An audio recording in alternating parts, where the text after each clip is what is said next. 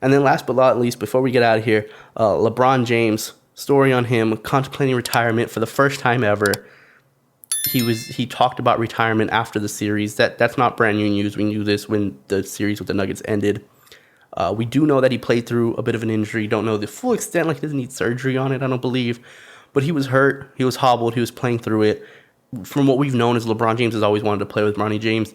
With his son, he's always talked about, hey, I want to stay in the league long enough to where I can play a season with my son. I mean, how insane is that? Like, if you're a parent, think about that. If you're a dad, if you have a kid, imagine playing at the highest level of professional sports and then watching your son eventually get to the highest level of professional sports and being able to play with him. How could you not want that? I have a 6-year-old. You know how amazing it would be? My dad would feel the same way. I'm sure you and your dad feels the same way, where it's like to be able to play with your son, even just like a pickup game. I remember playing pickup games with my pops, just out on the courts, like just out in the parks and just playing little pickup games and turkey bowls and stuff like that. It was just so much fun to play with him. Sometimes very annoying, but also very fun to play with him and have that fun. To imagine doing it on the grand stage of the highest level, to even have that opportunity, I understand exactly why that is LeBron James's biggest goal. But then lately we see him kind of start switching his tune. I'm not saying that he doesn't want to, but saying like, hey, this is my dream. I can understand if it's not Bronny's. I can understand that it may be my dream to play with my son, but it might not be his dream to play with me. When he starts mentioning that, and he starts talking about retirement, and we know he was beat up, we know he was hurting through the playoffs, or hurting through the series especially. I mean, he'll be 39 years old in December. He just put out some like cryptic IG post with Jay-Z's lyrics. I'm supposed to be number one on everybody's list. Let's see what happens when I no longer exist. He just posted that to his IG stories on Tuesday night. To do this for 2 decades, if this is the last time we've seen LeBron James, I am just glad that I wasn't a hater. I'm just glad that I didn't hate on LeBron James.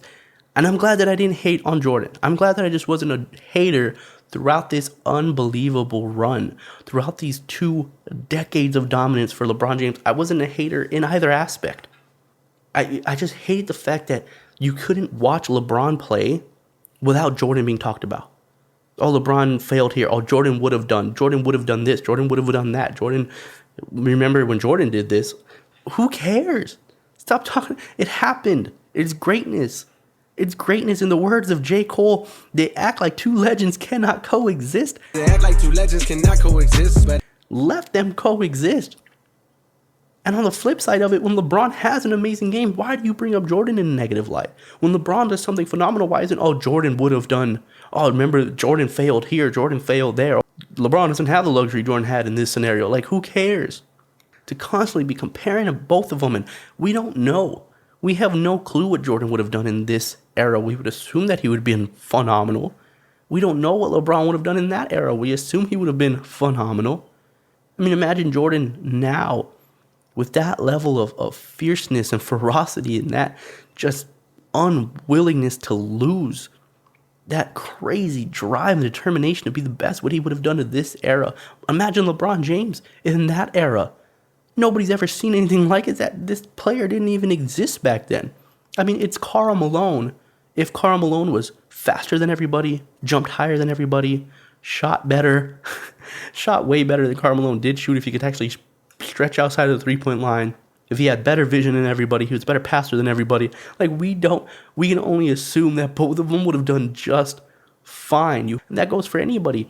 Tim Duncan's greatness, talking about how great Tim Duncan was, should not take away from how great KG was, or Dirk Nowitzki, or Shaq, or Akeem, or Patrick Ewing, or from Magic to Bird. Nobody has to take away from each other. Your greatness, my praise for you, shouldn't mean that I am neglecting or discrediting another great player. And on the flip side, you don't have to take somebody away. You don't have to downplay their greatness to try to lift up the guy that you like. They can both coexist.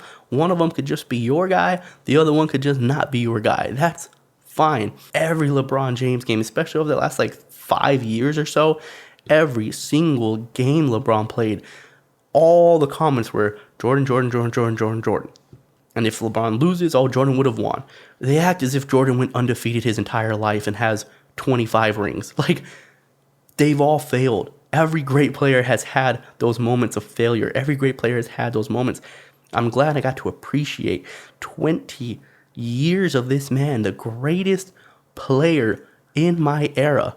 Yes, the greatest player in my era. Jordan was not in my era. Sorry, I'm a little bit younger than you guys probably thought. I know the bald head makes you think I'm 50. I'm not. LeBron James is the greatest player in my era. To come in to the league, I was 10 years old when LeBron James entered the NBA. 10 years old. And I remember vividly, one LeBron James memory I have isn't even about like LeBron on the court. One of my most vivid LeBron James memories was I was either 10 or 11. It was either his rookie year, his second year in the league. I believe it was his second year in the league. So I would have been 11 years old. I remember going to 7-Eleven. I was with my sister and her boyfriend, and we ended up going to a 7-Eleven, a corner store, to get some stuff. And I remember walking in there and I knew exactly what I wanted to get. I was so excited to get two things. I was excited to get a Sprite and some bubble gum. Why would I be so excited to get those two particular things? Why did it have to be a Sprite? Why did it have to be Hubba Bubba bubble gum? Well, because LeBron James's face was on both of those things. LeBron James was on the cover of the Sprite bottle, and he was on the cover of that Hubba Bubba bubble gum. I couldn't believe that this guy was coming into the league with this much hype. Just the talks about him. It was something that I'd never seen before. And at 10 or 11 years old, I was just starting to become an admirer of the game. I loved playing. Yeah, you play, you have fun out there playing. But watching, being a spectator, to learn how to love to be a spectator to the game comes a little bit later in life. And I was 10, 11, 12 years old. That's right when LeBron entered the league and immediately took the league by storm. I mean, we'd never seen anything like it. For a guy to come in with that much hype and to live up to the expectations immediately. Kobe had time to develop. Even Jordan had a little bit of time to develop. Jordan was effective, obviously, year one, but not the way LeBron was. LeBron was like, okay, this guy's going to be MVP soon. Okay, this guy's going to be one of the greatest players of all time. We thought it when he was 16. And to keep that level of consistency for 2 decades, are you kidding me? How could you hate on that? And the same breath, how can you hate on Michael Jordan? Whoever you want to have as the greatest, that's fine. But the conversation doesn't have to come up every single time. Because it's not every time LeBron fails or every time LeBron succeeds. It's regardless. If LeBron succeeds, it's LeBron's a GOAT, LeBron's a GOAT, LeBron's a GOAT, Jordan would have never. If LeBron fails, Jordan's a GOAT, Jordan's a GOAT, Jordan's a GOAT, Jordan would have. It's so annoying. Just watch it. It's like, and I get it, that's just where we're at in society today. Like, that's what we do with everything, no matter what it is, from just like social issues to politics. We always are just constantly divisive and combative, no matter what. I get it. But God, it's annoying, especially when it starts happening in sports. Like, sports is supposed to be pure and beautiful. Why do we do this to it? I hate that that's the situation. I mean, don't you? Aren't you tired of always like putting two things against each other, comparing? Imagine if you're with a friend, you go to eat at a burger spot and you're like, man, this burger is freaking amazing. And your friend's just like, yeah, but it's not as good as this burger over here. That one's way better. And you're like, okay, well, I'll have to try that out, I guess. And then you go and do something else and you're like, oh man, this is really awesome. Well, it's not as awesome as this. Okay. Why can't we just enjoy the day? Why can't we just enjoy our time out? Why can't I just enjoy this fucking burger without you telling me how there's a better one? Why can't I just enjoy these shoes without you telling me how they're not the best? Why can't I enjoy this couch without you telling me there's a better one out there? Why can't I enjoy anything without you having to butt in and tell me how it's still not the best? Why is there always a competing entity against whatever it is that you like? Shut up and watch LeBron and enjoy what he's doing. Shut up and watch the old tapes and watch the reruns of Michael Jordan. They exist. You can watch full games from Michael Jordan. Watch them and enjoy. Stop trying to compare one to the other. They both happen in different times. And guess what, guys? We'll never know. The time machines do not exist. We will never know. So until then, just be quiet and have fun. Love what you're seeing because it is beautiful to watch from all aspects of it. And I get it, like most of it comes from guys who are like stuck in the 90s where they've seen like 6 games in the last 5 years and they just refuse to believe that anything that happens today is good or could be possibly better than before, or kids, young guys who just love everything that's happened from like the year 2010 to now, and they just think that everything in the 90s was just so unathletic, dorky, fumbly, just terrible. Like, no, watch both, appreciate both, and watch them without comparing. Watch them without comparison. Just watch the games in the 90s and be in love with the fact that you're still seeing the high level of competition and passion and focus and teamwork and determination, all the stuff that you still see today. Might be a different skill level, the game might be played differently, but those core values, the things that really make sports go, are still there. Watch them, appreciate them the way I appreciated LeBron James.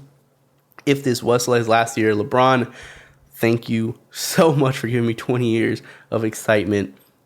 I appreciate it. Hey guys, thanks for watching this clip from the Sicko Sports Podcast. If you want to catch the full episodes, you got to head over to Spotify. Just type in Sicko Sports Podcast, or you can just click the link that's down in the description. Thanks as always. See you next time.